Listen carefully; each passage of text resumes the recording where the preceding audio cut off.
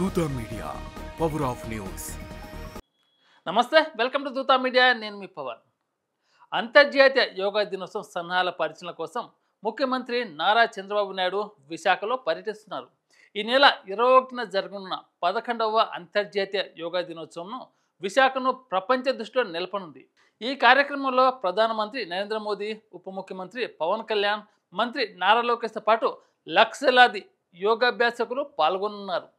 విజయవాడ నుంచి ప్రత్యేక విమానంలో విశాఖ చేరుకున్న సీఎం చంద్రబాబు నాయుడు అధికారులు, ప్రజాప్రతినిధులు ఘనంగా స్వాగతించనున్నారు.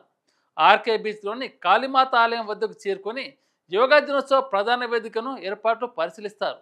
ఈ కార్యక్రమంలో విశాఖ గుండెల్లో చిరస్థాయిగా నిలిచిపోవాలని సీఎం అధికారులను ఆదేశించారు. ఆర్కే బీచ్ నుంచి పార్క్ హోటల్ వరకు సుమారు 26 కిలోమీటర్ల మేర విస్తరించిన యోగా వేదికలను సీఎం సందర్శిస్తారు. ప్రతి 1000 మందికి ఒక ట్రైనర్ను నియమించి 5 లక్షల మంది ఒకేసారి యోగాసనాలు చేసేలా ఏర్పాట్లు జరుగుతున్నాయి.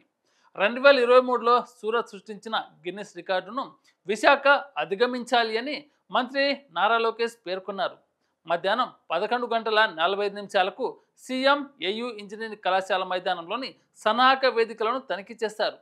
రాష్ట్ర వ్యాప్తంగా 2 కోట్ల మంది పాల్గొనేలా యోగాంధ్ర 2025 కార్యక్రమాన్ని రూపొందించినట్లు అధికారులు వివరించారు. విద్యార్థులు, మహిళలు, ఉద్యోగులతో యోగా ప్రచారం ఊపందుకుందని తెలుస్తుంది. మధ్యాహ్నం నోవాటెల్ హోటల్లో మంత్రులు, అధికారులతో సీఎం సమీక్ష నిర్వహిస్తారు. వరుణ కరుణిస్తే ఈ కార్యక్రమం దిగ్విజయంగా పూర్తవుతుందని సీఎం ఆశాభావం వ్యక్తం చేశారు. యోగా దినోత్సవం కేవలం కార్యక్రమం కాదు, ఆరోగ్య సమైక్యతల సందేశమని అన్నారు. భద్రత, రవాణా, వైద్య సౌకర్యాలపై ప్రత్యేక దృష్టి సారిస్తూ ప్రధాని మోదీ పర్యటనను విజయవంతం చేయాలని ఆదేశించారు.